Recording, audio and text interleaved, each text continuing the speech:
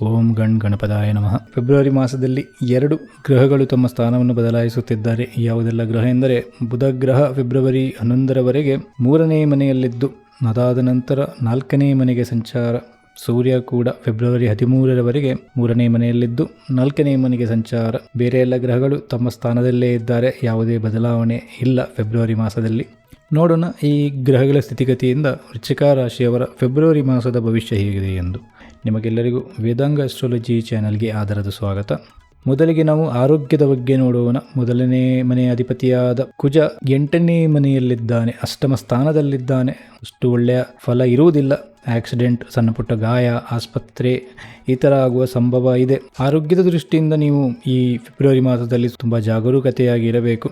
ಇನ್ನು ವಿದ್ಯಾಭ್ಯಾಸದ ದೃಷ್ಟಿಯಿಂದ ನೋಡುವುದಾದರೆ, ಚತುರ್ಥಾಧಿಪತಿ ಚತುರ್ಥ ಸ್ಥಾನದಲ್ಲಿ ಸಂತರಾಶಿಯಲ್ಲಿ ಕುಂಭರಾಶಿಯಲ್ಲಿ ಶನಿ ಇರುವುದರಿಂದ ವಿದ್ಯಾರ್ಥಿಗಳಿಗೆ ಏನು ತೊಂದರೆ ಇರುವುದಿಲ್ಲ.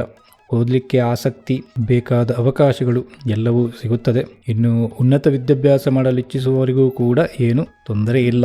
ಪಂಚಮಾಧಿಪತಿಯಾದ ಗುರು 7ನೇ ಮನೆಯಲ್ಲಿ ಕೇಂದ್ರ ಸ್ಥಾನದಲ್ಲಿದ್ದಾರೆ. ಶುಭ ಯೋಗ ಇದೆ. ಉತ್ತಮ ಅವಕಾಶ ಬರುವುದು ಹಾಗೂ ಓದುವುದರ ಮೇಲೆ ತುಂಬ ಆಸಕ್ತಿ ಇರುತ್ತದೆ ಹಾಗೂ ಉತ್ತಮ ಅಂಕಗಳು ನಿಮಗೆ ಈ ಸಮಯದಲ್ಲಿ ಸಿಗುವುದು. ಇನ್ನು ಉದ್ಯೋಗದ ದೃಷ್ಟಿಯಿಂದ ನೋಡುವುದಾದರೆ, ದಶಮಾಧಿಪತಿಯಾದ ಸೂರ್ಯ ಫೆಬ್ರವರಿ 13ರ ತನಕ 3ನೇ ಮನೆಯಲ್ಲಿದ್ದಾನೆ.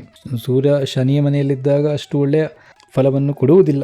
ಹಾಗಾಗಿ ಉದ್ಯೋಗದಲ್ಲಿ ಸ್ವಲ್ಪ ಕಿರಿಕಿರುತ್ತದೆ. ಎಸ್ಪೆಷಲಿ ಈ ಮೇಲಾಧಿಕಾರಿಗಳಿಂದ ಇಲ್ಲವೇ ಅಡ್ಮಿನಿಸ್ಟ್ರೇಟಿವ್, ಟ್ಯಾಕ್ಸ್ ಈ ಥರದ ಸಿಬ್ಬಂದಿಗಳಿಂದ ನಿಮಗೆ ಸ್ವಲ್ಪ ತೊಂದರೆ ಆಗಬಹುದು. ಆದರೆ ಫೆಬ್ರವರಿ 14ರಂದು ಚತುರ್ಥ ಸ್ಥಾನಕ್ಕೆ ಸಂಚಾರ, ಕೇಂದ್ರ ಸ್ಥಾನಕ್ಕೆ ಸಂಚಾರ. ಹಾಗಾಗಿ ಸ್ವಲ್ಪ ಶುಭ ಫಲ ಇದೆ. ಉದ್ಯೋಗ ಬದಲಾವಣೆ ಈ ಸಮಯದಲ್ಲಿ ಬೇಡ, ಇನ್ನು ಸ್ವಲ್ಪ ಕಾದು ನೋಡಿ.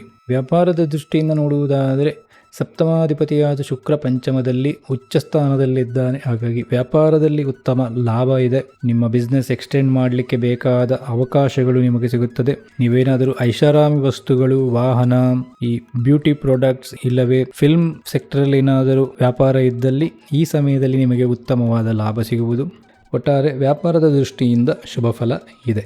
ಸಂತಾನ ಬಯಸುವವರಿಗೆ ಸಂತಾನ ಭಾಗ್ಯ ಇದೆ. ಹಾಗೆ ಮದುವೆ ಆಗಲು ಬಯಸುವವರಿಗೆ ಕೂಡ ಉತ್ತಮ ಅವಕಾಶಗಳು ಈ ಸಮಯದಲ್ಲಿ ಬರುತ್ತದೆ. ರಾಹು 5ನೇ ಮನೆಯಲ್ಲಿದ್ದಾನೆ. ಹಾಗಾಗಿ ಉನ್ನತ ವಿದ್ಯಾಭ್ಯಾಸದ ಮೇಲೆ ವಿದೇಶಕ್ಕೆ ಹೋಗುವಂತಹ ಅವಕಾಶ ಸಿಗಬಹುದು. 11ನೇ ಮನೆಯಲ್ಲಿ ಕೇತು ಇರುವುದರಿಂದ ನಿಮಗೆ ಲಾಭದ ಮೇಲೆ ಅಷ್ಟೊಂದು ಫೋಕಸ್ ಇರುವುದಿಲ್ಲ. ನಾನು ಇಷ್ಟರವರೆಗೆ ಹೇಳಿದ್ದೆಲ್ಲ ಗೋಚಾರ ಫಲಗಳು. ನಿಮ್ಮ ಜಾತಕದಲ್ಲಿ ಇರುವ ಗ್ರಹಗಳ ಸ್ಥಿತಿಗತಿಯ ಮೇಲೆ ಈ ಫಲಗಳಲ್ಲಿ ವ್ಯತ್ಯಾಸ ಬರಬಹುದು. ನಿಮ್ಮ ಮೂಲ ಜಾತಕದ ಫಲವನ್ನು ನೋಡಲು ಇಚ್ಛಿಸುವುದಿದ್ದರೆ ಸ್ಕ್ರೀನ್ನಲ್ಲಿ ಬರುವ ಈ ಇಮೇಲ್ಗೆ ನಿಮ್ಮ ಹುಟ್ಟಿದ ದಿನಾಂಕ, ಸಮಯ ಹಾಗೂ ಸ್ಥಳದ ವಿವರವನ್ನು ಕಳುಹಿಸಿ. ಈ ವಿಡಿಯೋವನ್ನು ಪೂರ್ತಿ ನೋಡಿದ್ದಕ್ಕೆ ಧನ್ಯವಾದಗಳು. ಸರ್ವಜನ ಸುಖಿನೋ ಭವಂತು.